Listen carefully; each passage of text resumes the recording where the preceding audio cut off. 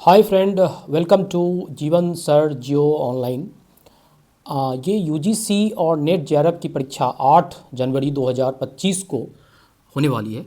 इससे रिलेटेड एक सेट जो है 50 प्रश्न के सेट को हम लोग जो है डिस्कस करेंगे और उसके आंसर को एक्सप्लेन जो है करके आगे हम लोग बढ़ेंगे, ताकि आप लोगों को जो है वो कुछ आइडिया चल जाए कि किस तरह के प्रश्न जो है वो आ सकते हैं। ये प्रश्न 50 या 100 प्रश्न जो हैं वो 50-50 के दो एक्चुअली सेट हैं, जिसमें ये है कि जून 2023 माने 2023 को ये जून में ये प्रश्न जो है पूछा गया है। अब ये प्रश्न जो है ये मैं क्यों जो ऑलरेडी ये पूछा गया है, तो प्रीवियस जो है सॉल्व जो क्वेश्चन पेपर है इसको सॉल्व करने का क्या जो है फ़ायदा है।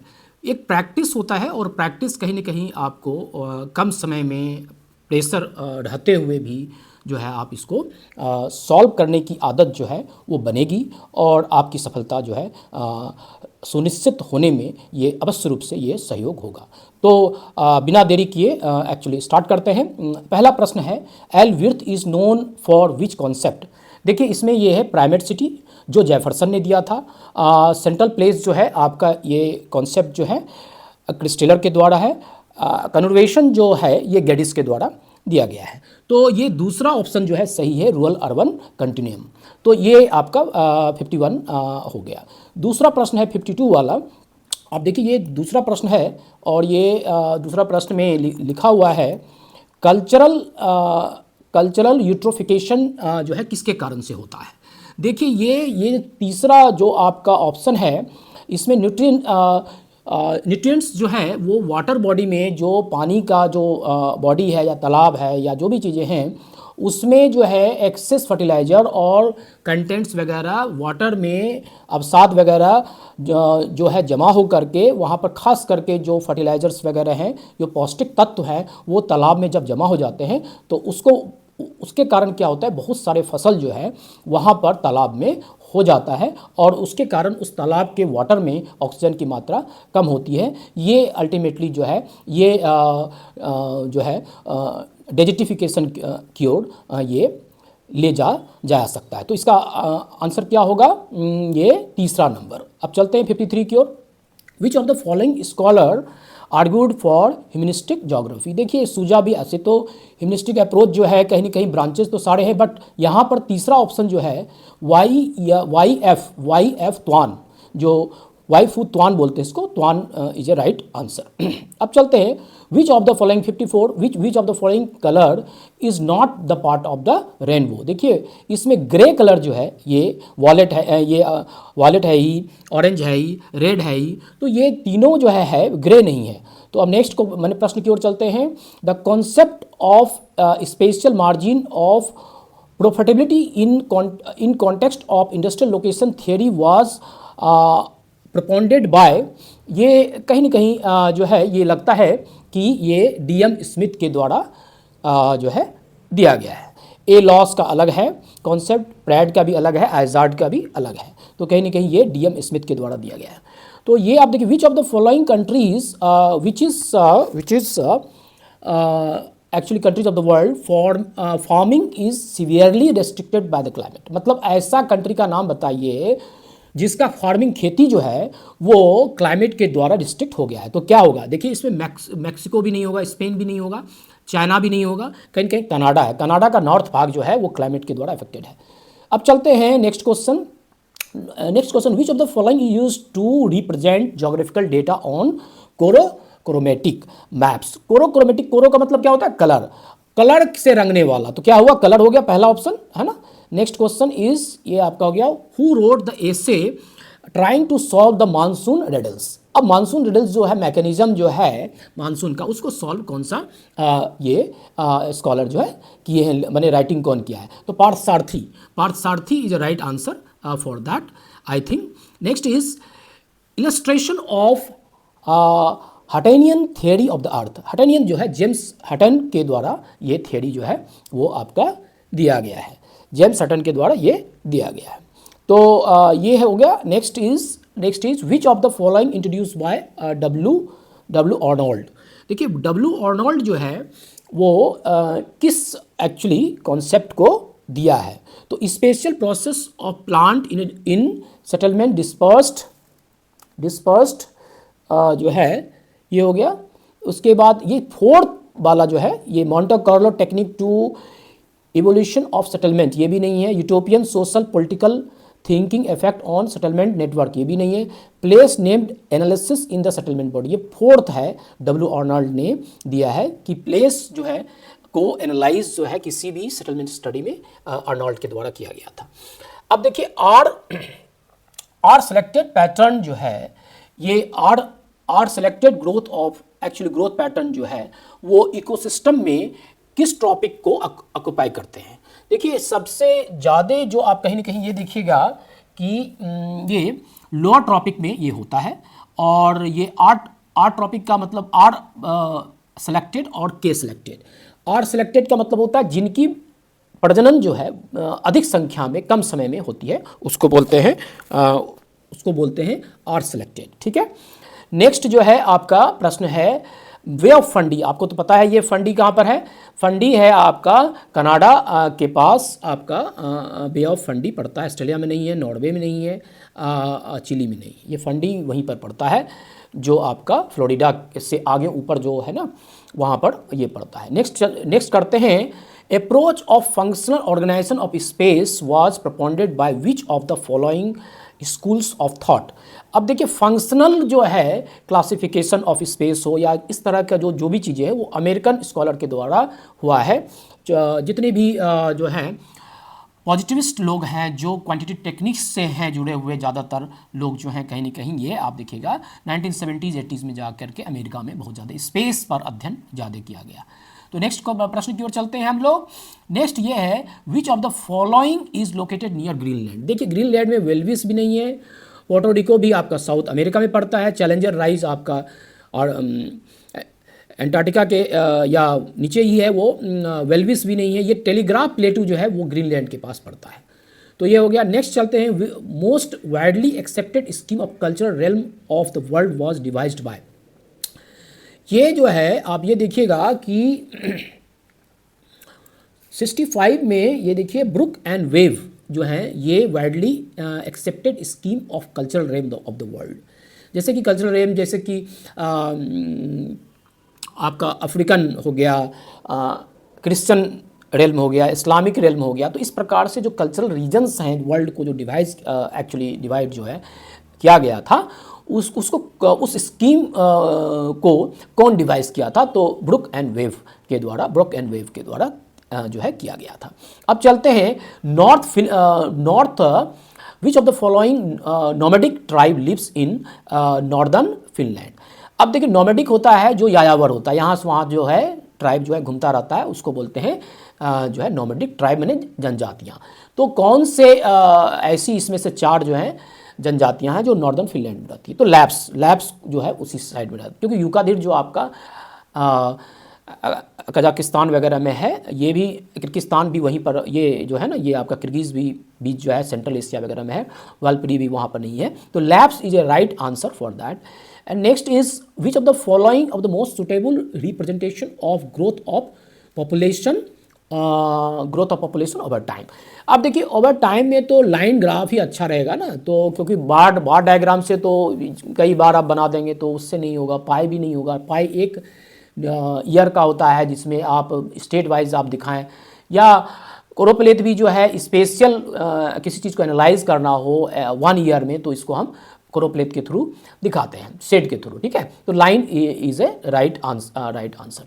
नेक्स्ट चलते हैं हम, कैमरा देख लेते हैं सही जो है माइक चल रहा है कि नहीं। देखिए नॉकरेक जो है ना बायोस्फीयर कहाँ है, तो नॉकरेक मेरे समझ से ये Nokrek is going to be like 68। Nokrek मेरे समझ से ये आपका मेघालय में है ये Nokrek, and very popular this actually biosphere.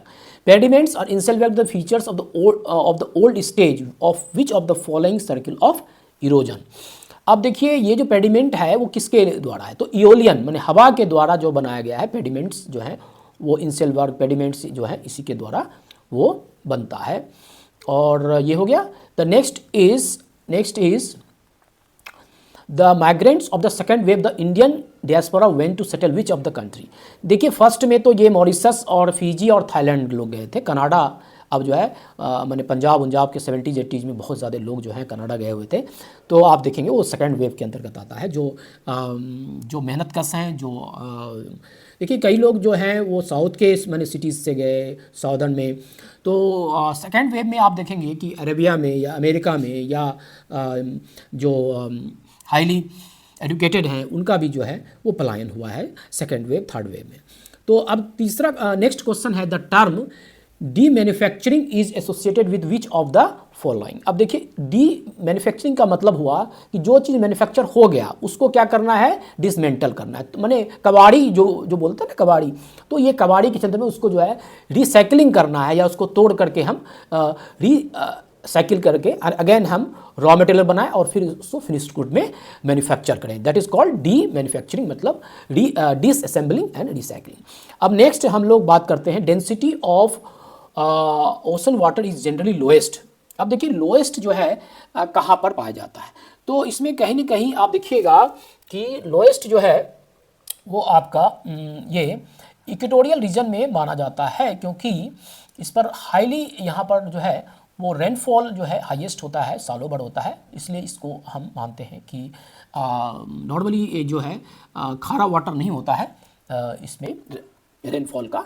तो ज़्यादा रेनफॉल होने के कारण यहाँ पर इक्वेटोरियल रीजन्स जो है कम सैलिनिटी वहाँ पर होता है। नेक्स्ट क्वेश्चन है आपका कि identify the following who was the first to report a map of Chinese coal field.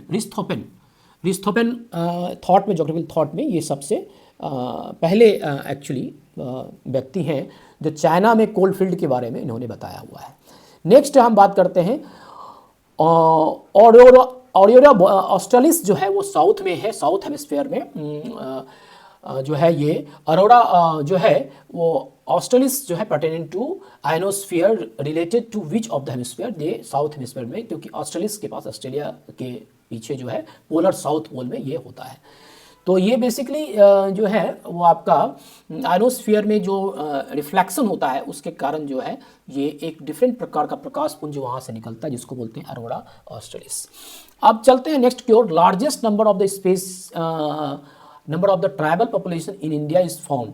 Largest number that is in Madhya Pradesh. Madhya Pradesh में सबसे ज़्यादा अभी भी जो है वो आपके ट्राइबल कम्युनिटीज़ के लोग पाए जाते हैं। अब चलते हैं ब्लू स्काई किसके कारण होता है।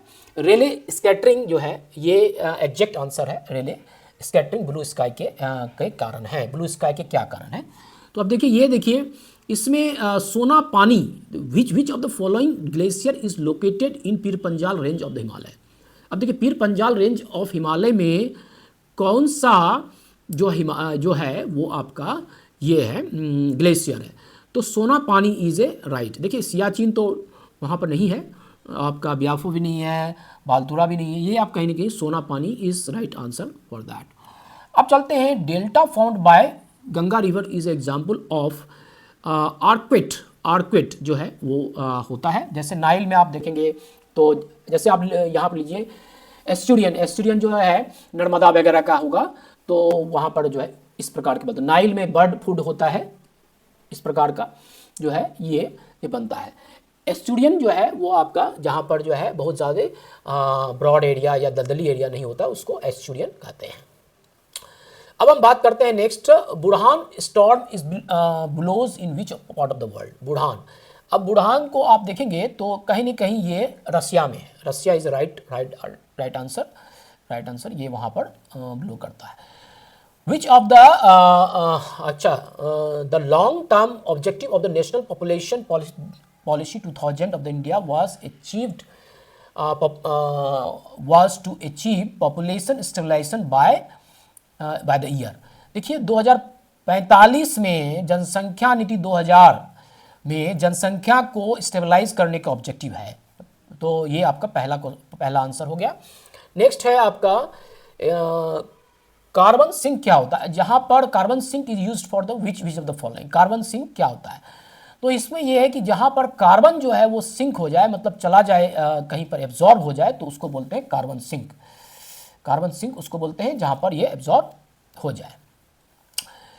अब जो है नेक्स्ट है which of the following represent average temperature of the water at bottom of the Red Sea. अब रेड सी में क्या है कि ऊपर का तो जो है वो सैलिनिटी होता है ठीक ठाक, लेकिन आप देखेंगे कि नीचे का जो है सैलिनिटी वो आपका कम हो जाता है। तो ये 10 डिग्री के आसपास होगा, 10 डिग्री सेंटीग्रेड जो है सैलिनिटी जो है कहीं ना कहीं कम होता है, और एवरेज टेम्परेचर आपका 10 डिग्री के आसपास होता है। Which of the following model is use based on human ecology. Human ecology based पर कौन किया है? तो इसमें आप देखेंगे कि ह्यूमन इकोलॉजी बेस्ड जो है हेगेस्ट्रेंड जो है वो सही प्रतीत होता है कि इनोवेशन डिफ्यूजन मॉडल बाय हेगेस्ट्रेंड जो है वो सही आंसर है। Which of the following service has maximum albedo. Albedo में आप देखेंगे कि डेंस क्लाउड या मैक्सिमम जो है वो क्लाउड एब्जॉर्ब कर लेता है किसी भी एल्बिडो होता क्या है? जब सूर्य की किरणें नीचे आती हैं तो मैक्सिमम जो रिफ्लेक्शन होता है उसको बोलते हैं कि रेशियो ऑफ इनकमिंग और outgoing, actually that is called albedo. तो मैक्सिमम जो है वो आपका परसेंटेज आपका बेयर रॉक्स से संभव है, क्योंकि बहुत ज़्यादा, क्योंकि डेजर्ट एब्जॉर्ब कर लेता है, ट्रॉपिकल फॉरेस्ट भी एब्जॉर्ब कर लेता है, डेंस जो है क्लाउड जो है वो भी एब्जॉर्ब कर लेता है। तो अगला है which who among the following इनसेटेड 4 stage in the evolution of space economy. देखिए 4 स्टेज जो बताया गया था ना, किस प्रकार से एक रूडिमेंट्री इकोनॉमी जो है वो वेल डेवलप्ड इकोनॉमी में चेंज होती है। ये आपका जॉन फ्राइडमैन ने वर्ल्ड के डिफरेंट एक्चुअली इकोनॉमी और स्पेस का अध्ययन करके, इन्होंने खास करके अमेरिकन जो है को स्टडी करते हुए इन्होंने बताया था। अब चलते हैं हम नेक्स्ट क्वेश्चन की ओर कि in which of the following principle of regional planning each region is considered as the sub system of regional system whole. मतलब इसमें से कौन सा प्रिंसिपल है जो पूरे रीजनल सिस्टम का सब सिस्टम एक उसी का एक पार्ट मानते हैं? तो इसमें आप ये देखिएगा कि principle of horizontal special unity is a right answer for that. I think that should be the right answer for that. And next question will be, because space time नहीं होगा, द प्रिंसिपल ऑफ कंप्रिहेंसिव जो है वो भी नहीं होगा, तो कहीं ना कहीं ये सही आंसर है, हॉरिजेंटल वाला आंसर सही, स्पेशल ये आपका हॉरिजेंटल वाला आंसर सही। देखिए स्टेट एज एन ऑर्गेनिज्म जो है पहला बार जो है आप कॉन्सेप्ट में रेटजल ने ये आपका बताया था कि स्टेट शुड आइदर ग्रो और डाई। तो इसी बेसिस पर तो हिटलर ने उसको यूज़ कर लिया ना कि भाई द जर्मनी शुड ग्रो और डाई, सेकेंड वर्ल्ड वॉर का कारण भी माना जाता है विचार के लेवल पर। तो इसको आप समझिए। विच of the following map making technique used for interval of in the interval in arithmetic progression. तो ये कहीं ना कहीं आइसरमेथिक ये जो है कहीं ना कहीं ये सही लगता है, प्रतीत होता है ये वाला, या actually map making technique use interval in arithmetic progression. I think this is arithmetic progression के द्वारा वो आगे बढ़ने वाला जो सिस्टम है ये इसका फोर्थ आंसर होगा, that is proportional circle. Actually that is proportional circle. अब देखिए कि ये आपका ये Kumjawng pass is located in Arunachal Pradesh, that is in Arunachal Pradesh में ये कुमजवान जो है परियोजना वहीं पर है। अच्छा लास्ट एज कौन सा होगा इसमें? आप तो जानते हैं कि लास्ट जो हमारा रिसेंट वाला जो है वो प्लेस्टोसीन है, ये that is basically recent one, ठीक है, कि when did the last ice age on earth take place. तो इसमें प्लेस्टोसीन होगा, क्योंकि मायोसीन प्लायोसीन सबसे पहले ये आपका एक्चुअली कार्निफोरस का ही पार्ट है ये प्लेस, जो रिसेंट वाला है आपका प्लेस्टोसीन है, थर्ड आंसर होगा। अब नेक्स्ट चलते हैं हम, standard error of the means is calculated on the basis of, ये आपका सैंपल स्टैंडर्ड डेविएशन आंसर होगा, इसी बेसिस पर ये मीन जो है कहीं ना कहीं डिस्ट्रीब्यूशन होता है। नेक्स्ट चलते हैं, आपका ये हो गया, एक है आपका ये, और दूसरा आपका सैंपल डिस्ट्रीब्यूशन ऑफ मीन। ये दो आंसर है, बी सी एंड आपके सी तो होगा ही, तो सी में देखते हैं कौन सा आंसर है, बस एक ही है आपका सी में, सेकंड वाला होगा B C. Size of the sample और सैंपल स्टैंडर्ड डेविएशन, ठीक है। नेक्स्ट जो है आपका इसमें ये देखना पड़ेगा कि which is not, I mean which of the following statement are not true about inter state distribution of scheduled caste population in India. अब देखिए कि इसमें से कौन सा सही नहीं है जो inter state distribution schedule caste के बारे में 2011 के बारे में वर्णित मतलब नहीं है। तो देखिए Bihar has largest number of scheduled caste population among state, ये सही नहीं है क्योंकि कहीं ना कहीं ये दूसरा स्टेट है। पंजाब दूसरा जो है वो सही है कि Punjab has highest percent of scheduled cast in its population. Scheduled caste का हाईएस्ट परसेंटेज पंजाब में नॉट ट्रू। देखिए इसमें क्या है कि पहला जो है वो गलत है, तो पहला गलत तो इसमें ये हो गया कि 1/4 तो नहीं होगा क्योंकि बिहार है हाईएस्ट ये। अब बचा दो, तो B C and D C D ऐसे हम लोग आंसर देते हैं, जैसे कि बी सी हो गया सी डी। अब इसमें से कौन सा है, तो हम ये देखें कौन सा करेक्ट नहीं है। अब देखिए ये डी सही है, डी सही है तो यही होगा आंसर 2 है ना, बी सी, बी और सी ये दोनों गलत है। नेक्स्ट हम चलते हैं आपका प्रश्न की ओर। ये आपका देखिए photosynthesis green plant and actually producer in the tropical level. देखिए प्रोड्यूसर उसको बोलते हैं इकोसिस्टम में जो प्राइमरी लेवल पर मिट्टी से न्यूट्रिएंट्स ले करके मिट्टी से वो अपने आप को ग्रो करता है, that group is called organism के वैसे ग्रुप को बोलते हैं प्रोड्यूसर। अब देखिए प्रोड्यूसर कौन कौन सा, फ्रॉग को छोड़ करके तीनों है, तो फ्रॉग को छोड़ करके तीनों है, ए बी सी तीसरा नंबर हो गया। अब चलते हैं हम लोग नेक्स्ट की ओर। अब देखिए नेक्स्ट में हम ये देखेंगे which of the following statement are true about the crop combination reason.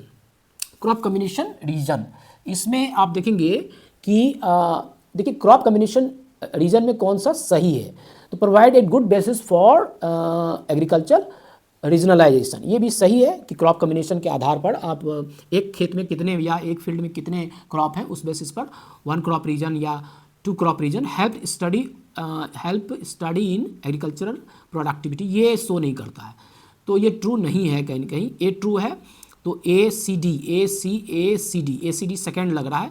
अब डी देख लेते हैं, provide a comprehensive standing of agriculture mosaic of agroclimatic region for planning and development of the agriculture, ये सही है, ए सी डी होगा, ए C D, ठीक है।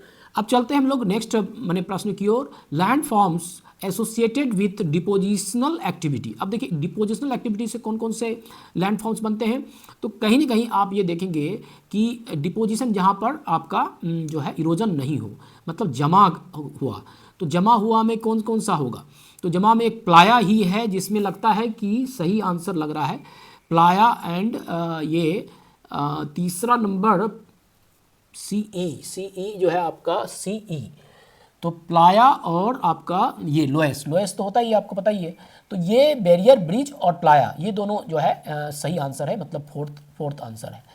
अब चलते हैं हम लोग which of the following are not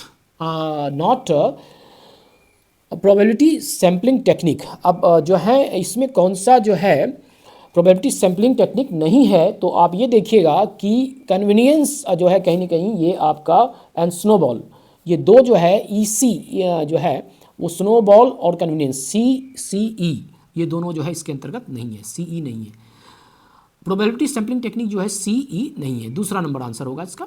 next चलते हैं हम लोग, देखिए इसमें ये which of the following statement are correct regarding welfare geography. Welfare मैंने who gets what and where, मैंने जो गरीब है और जो समाज के निचले तबके के लोग हैं उसमें जो है वो आपका वो जो है थोड़ा सा अच्छा इनकम हो, और जो इनइक्वालिटी है समाज में, जो असमानता है उसको जो है वेलफेयर अप्रोच के द्वारा जो है वो सॉल्व किया जा सकता है। तो अब देखते हैं कि वेलफेयर अप्रोच क्या करता है। It was the revolutionary in theory and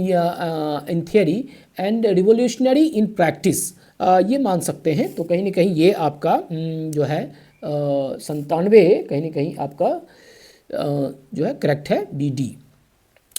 तो बी और डी इसमें ये तो देखिए ए तो जो है उसमें क्लियर नहीं है, बट बी डी जो है मेनली ये मुझे लग रहा है कि the basis of welfare is who gets and Adam, actually ये जो स्मिथ ने, डीएम स्मिथ ने ये जो है कॉन्सेप्ट दिया था कि who gets what where and how, कैसे कौन क्या प्राप्त करता है, कैसे लिविंग स्टैंडर्ड लोगों का बढ़ता है, किस प्रकार से लोगों के पास जॉब अपॉर्चुनिटी, वर्किंग एक्चुअली करने की अपॉर्चुनिटी। अमर्त्य सेन ने भी इस पर इन वेलफेयर अप्रोच में इंटरनलमेंट एक्चुअली कॉन्सेप्ट दिया था, जिसमें इस कॉन्सेप्ट को बहुत खूबी जो है वो एक्सप्लेन किया गया है।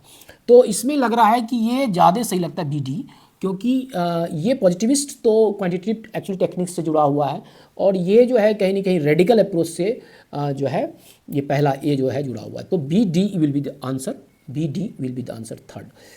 अब चलते हैं हम लोग next, functioning of ecosystem depend upon, क्या क्या चीज़ पर फंक्शन करता है इकोसिस्टम, जो हमारा वातावरण है, जो हमारा जो है पारिस्थितिकी है, वो उसका फंक्शनिंग जो है किस पर डिपेंड करता है। देखिए इसमें टाइडल को छोड़ करके, टाइडल एनर्जी को छोड़ करके इस पर तीनों हो जाएगा, एनर्जी फ्लो, न्यूट्रिएंट्स सर्किल हो गया, बायो जियोकेमिकल सर्किल हो गया, तो ये तीनों हो जाएगा। तो answer ABC is fourth answer. अब चलते हैं नेक्स्ट की ओर। अब नेक्स्ट में आंसर है which statement are true about the benefit of the world trade organization. अब देखिए true about the benefit of the world trade organization. देखिए ये जो है वर्ल्ड ट्रेड WTO क्या क्या करता है। देखिए पहला तो है trade dispute between among countries और हैंडल कंस्ट्रक्टिवली, ये सही है भाई, ये तो लग ही रहा है सही है। अब हम जो है liberalised global trade provides greater choice of products and there quality, ये भी सही है। इसमें भी जो है कहीं ना कहीं ये सही लग रहा है कि भाई लिबरलाइज्ड है, तो लिबरलाइज्ड में आपका ये सही है कहीं ना कहीं, भी सही है। रूल्स मेक लाइफ डिफ़िकल्ट, ये तो गलत है भाई, ये तो WTO लाइफ डिफ़िकल्ट के लिए नहीं बनाया गया, कॉस्टिंग कम करने के लिए किया गया है। तो costing liberalise trade cut the cost of living. अब देखिए जो लिबरलाइज ट्रेड होगा, जो उदारीकरण के द्वारा ट्रेड होगा, वो आप देखेंगे उसकी कॉस्टिंग कम होती है, लिविंग कॉस्टिंग कम हो जाती है और सस्ता चीज़ें मिलने लगता है, क्योंकि कंपटीशन बढ़ जाता है। तो ABD आंसर होगा। ये हो गया। नेक्स्ट है आपका 100वां प्रश्न, मतलब ये प्रश्न मतलब 50 से मैंने स्टार्ट किया था, 51 से ये आपका 100 है। तो ये देखिए आपका ये characteristics of ocean water include, इसमें से जो है वो आपका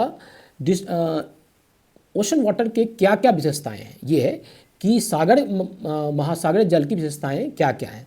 तो इसमें आप ये देखेंगे कि जो है वो the distribution of ocean current is not affected by distribution of density of oceanic water। देखिए डेंसिटी के कारण तो ओशन करंट जो है बहुत ज़्यादा अफेक्टेड नहीं होता है, वास्तव में ये सही है। और most of the heat absorb by ocean in tropic released as water vapour in polar area, ये भी सही है, क्योंकि जो भी एब्जॉर्बेशन होता है वो कहीं ना कहीं करंट के थ्रू पोलर एरिया में जा कर के वहाँ पर जो है वेपर के द्वारा वो निकल जाता है। तो ये आंसर होगा AC इज़ देयर। अब देखिए heat lost by tropical ocean is a major source of the heat needed to drive atmosphere circulation. अब ट्रॉपिकल एरिया में प्रेशर भी बहुत बड़ा मायने रखता है, जो भी एयर एटमॉस्फेरिक सर्कुलेशन है वो प्रेशर से कनेक्टेड है ना। तो ये कहीं ना कहीं जो है प्रेशर मेन है, हीट भी है बट प्रेशर डायरेक्टली है। और आई थिंक ये कहीं ना कहीं ये आपका A और C है फोर्थ। तो आज मैंने आपको 50 प्रश्न के जो है उत्तर बताए, उसके मल्टीपल आंसर बताए, जो जून 2023 में आया हुआ था। ये प्रैक्टिस आप करें, और एक ही प्रश्न से मान लीजिए कि सेम प्रश्न तो नहीं आएगा, बट आप समझिए कि जो 8 जनवरी 2025 को इसी साल अभी जस्ट 5-7 दिन के बाद होने वाला है, उसमें इस तरह के प्रश्न बनाने की हैबिट डालिए, और एक प्रश्न से सेम टू सेम नहीं आकर के सपोज उसी को थोड़ा चेंज करके, उसके पैटर्न को थोड़ा सा चेंज करके जो है दूसरे फॉर्मेट में जो है आ सकता है। तो इसको ध्यान दीजिए और लगातार प्रैक्टिस जो है वो करते रहिए, ताकि आपका जो है UGC JRF जो है वो हो जाए। मेरा मकसद ये है कि जो हमारा अनुभव है दिल्ली विश्वविद्यालय में, जो 15 साल 20 साल तक मैंने पढ़ाया है बच्चों को, वो आपको मिले और वो अनुभव जो है वो कहीं ना कहीं उसका फ़ायदा जो है आपको मिले और आप सफल हों।